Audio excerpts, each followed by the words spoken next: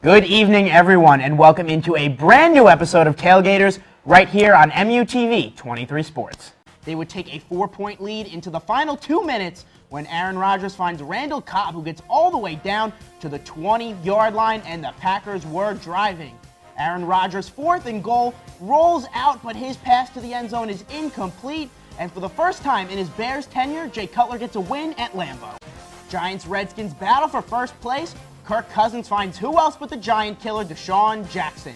He has a 60-yard touchdown to put the Skins up by 10, but the Giants aren't dead yet. Down 20-7, Eli finds Odell Beckham for the catch, part 2.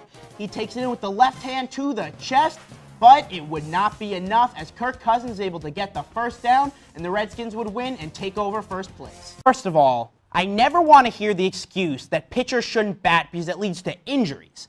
Give me a break. These guys are athletes, and most of them have been hitting their whole life. Pro athletes are exposed to injury risk every day. What? No pitcher would ever get injured doing something other than pitching if there were a DH in both leagues? Impossible. In the last hour, David Price has reached an agreement with the Boston Red Sox, 7 years, $217 million to become the highest paid pitcher in Major League Baseball history. He's the second domino to have fallen. First was Jordan Zimmerman to the Tigers. Now you have Price to the Red Sox, and this should open up the floodgates. TCU Baylor, we're going to start in overtime where Baylor's Chris Johnson finds Devin Chafin in the end zone to put Baylor on top, but Trayvon Boykin would have a 1-yard touchdown run to even this thing up, and TCU would start with the ball in the second overtime, and Boykin would find Kavontae Turkin to put TCU on top for good. Baylor's last chance, 4th and 1, would come up short, and TCU would get the win, ending Baylor's playoff hopes. Absolutely, DeMarcus Ware and Von Miller were on Brady all day, and if you look back at recent Patriot losses in the playoffs, whether it's in a championship game or the Super Bowl, the main reason that the Pats went down was because their offensive line could not contain the opposing defense, and Brady took a beating all day long. I don't care how good you are at quarterback. Tom Brady won one of the best of all time. If you have 2 to 3 seconds to throw the ball and the defense is on you right away, it doesn't matter how good you are, you're going to have a rough day in the pocket. Quarterback Matty Mock has started the last 16 games for the Tigers, including an SEC championship appearance and a Citrus Bowl title. But that streak will end today when freshman quarterback Drew Lock makes his first career start.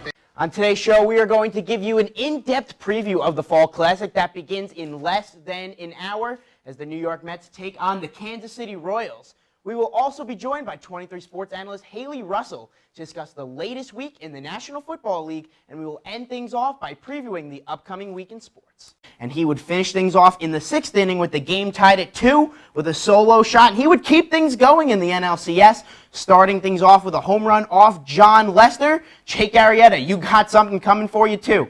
Murphy homers again off Jake Arrieta. That was his 3rd consecutive game with a home run. But if you can do it off Lester and Arrieta, let me tell you, you can do it off Kyle Hendricks as well. In Game 3, Murphy homers again en route to a 3-0 lead for the New York Mets. And the Warriors are bound to go to the finals, and unless something drastically changes, you can put that in the books.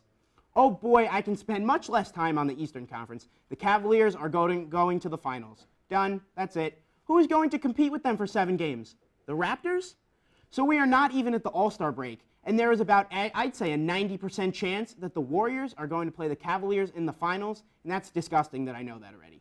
Why would I need to watch the next 42 games? Every other sport, sure, you can protect the front runners, but anything can happen on any given day or series. In 2012, the Los Angeles Kings won the Stanley Cup as the 8th seed. The only competitive games in the NBA are the ones between the low teams who happen to be even. Sure, last night's game between the Kings and the Hornets was an instant classic for the year, but did the result matter at all? Not one bit. Thanks to Danny Ainge and Pat Riley for starting the era of buying championships in the NBA. Yeah, it works, but it sucks for everyone else. Sorry, NBA, I'm not going to watch for a while. I'll be back for the finals. Maybe. There's a lot more great content here at MUTV, so be sure to check out all new episodes of This Week in 23 Sports and Triple Play, as well as following us on Twitter at 23 Sports MUTV for all your Mizzou sports updates.